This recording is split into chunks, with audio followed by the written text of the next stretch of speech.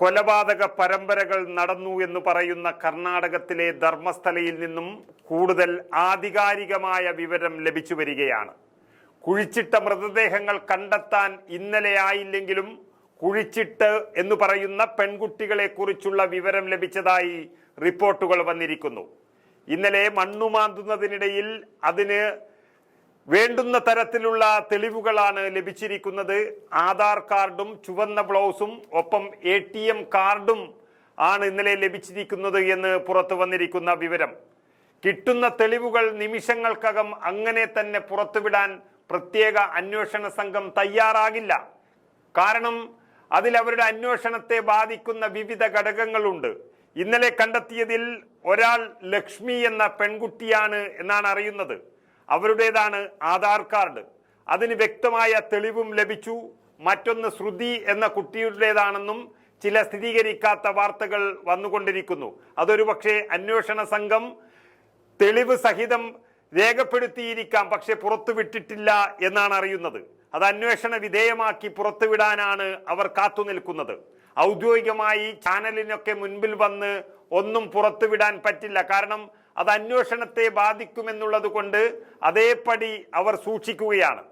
എന്നാൽ കൂടെയുള്ള ചില ഉദ്യോഗസ്ഥന്മാരും ക്യാമറാമാൻമാർ ഉൾപ്പെടെയുള്ളവർ അതിലുണ്ട്. നൂറുകണക്കിന് പോലീസുകാരെ അതിനകത്ത് ഡ്യൂട്ടിക്കായി നിയോഗിച്ചിട്ടുണ്ട്. അവരിൽ നിന്നെല്ലാം വിവരങ്ങൾ ലഭിച്ചു വരികയാണ്.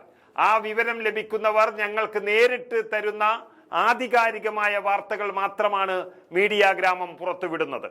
ഇന്നലെ വരെ ഏകദേശം 2 ദിവസങ്ങളിലായി 8 പോയിന്റുകൾ വരെയാണ് കുഴിച്ചത്. അതായത് വെളിപ്പെടുത്തൽ നടത്തിയ ശുചീകരണ തൊഴിലാളിയുടെ മൊഴി പ്രകാരം ഏകദേശം 350-ലേറെ മൃതദേഹങ്ങളാണ് അയാൾ കുഴിച്ചിട്ടത് എന്നാണ് പറയുന്നത്. എന്നാൽ അത് അദ്ദേഹം കാണിച്ചു തുടങ്ങിയത് നേത്രാവതി പുഴയുടെ തീരത്ത് നിന്നാണ്. നമുക്കറിയാം, ഇപ്പോൾ കർക്കിടക മാസമാണ്. നേത്രാവതി പുഴ കരകവിഞ്ഞൊഴുകുന്ന സമയമാണ്. സ്നാനഘട്ട അഥവാ കുളിക്കടവ് എന്നാണ് അതിൻ്റെ തൊട്ടടുത്ത പ്രദേശം. അവിടെയാണ് ആദ്യത്തെ 13 പോയിന്റുകൾ അന്വേഷണ സംഘം രേഖപ്പെടുത്തിയിരിക്കുന്നത്. അതിലെ തന്നെ ആദ്യത്തെ കുറച്ചെണ്ണം ഏറ്റവും വലിയ ചതിപ്പു നിലങ്ങളാണ്. 15 വർഷത്തിന് മുകളിൽ ആയി മൃതദേഹങ്ങൾ കുഴിച്ചിട്ടു എന്ന് പറയുമ്പോൾ അവിടെ നിന്ന് അത്ര എളുപ്പം കണ്ടെത്താൻ പ്രയാസമാണ്. കാരണം നമുക്കറിയാം, 2018-ലും 2019-ലും ഒക്കെ ഉണ്ടായ പ്രളയങ്ങൾ അതെല്ലായിടത്തും ഉണ്ടായതാണ്. കേരളത്തോട് തൊട്ട് നിൽക്കുന്ന കർണാടകയിലെ ദക്ഷിണ കന്നഡ ജില്ലയിലാണ് ഈ നേത്രാവതി പുഴയും ധർമ്മസ്ഥലയും നിലനിൽക്കുന്നത്. നേത്രാവതി പുഴ ഏറ്റവും വലിയ പുഴയാണ് കർണാടകയെ സംബന്ധിച്ചിടത്തോളം. അതിൻ്റെ തീരങ്ങളെല്ലാം ഒലിച്ചുപോയതും മണ്ണ് മൂടിയതുമായ സ്ഥലങ്ങളാണുള്ളത്. അവിടെ നിന്ന് അന്ന് 4 അടി കുഴിച്ചിട്ട പഴയ വെളിപ്പെടുത്തൽ ഇന്ന് അതിനനുസരിച്ച് കുഴിച്ചാൽ കിട്ടണമെന്നില്ല. എങ്കിലും ഒരിടത്തു നിന്ന് കിട്ടിയ ID കാർഡുകൾ മാത്രം പരിശോധിച്ചപ്പോൾ അത് 2009-ൽ ധർമ്മസ്ഥലയിൽ തന്നെ ആത്മഹത്യ ചെയ്തു എന്ന് പറയുന്ന പെൺകുട്ടികളുടേതാണ് എന്ന തരത്തിലേക്ക് കാര്യങ്ങൾ എത്തി നിൽക്കുകയാണ്.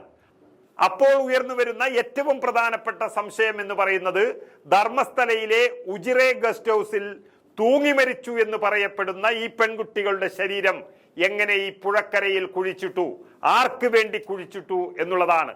അതാണ് അന്വേഷണ സംഘം രഹസ്യമായി സൂക്ഷിച്ച് അന്വേഷണം നടത്താൻ തുടങ്ങിയിരിക്കുന്നത്. പ്രമുഖരുടെ കയ്യിൽ കൈവിലങ്ങ് വീഴാൻ പോകുന്നു എന്നതിന്റെ സൂചന കൂടിയാണ് ഇത്. ഇന്നലെ വരെ കുഴിച്ച 8 പോയിന്റുകളും ചതുപ്പും ചെളിയും നിറഞ്ഞതായതുകൊണ്ട് കുഴിക്കാനും അവശിഷ്ടങ്ങൾ കണ്ടുകിട്ടാനും പ്രയാസമായിരുന്നുവെങ്കിൽ ഇന്നത്തേതൽപ്പം നിർണായകമായതാണ്.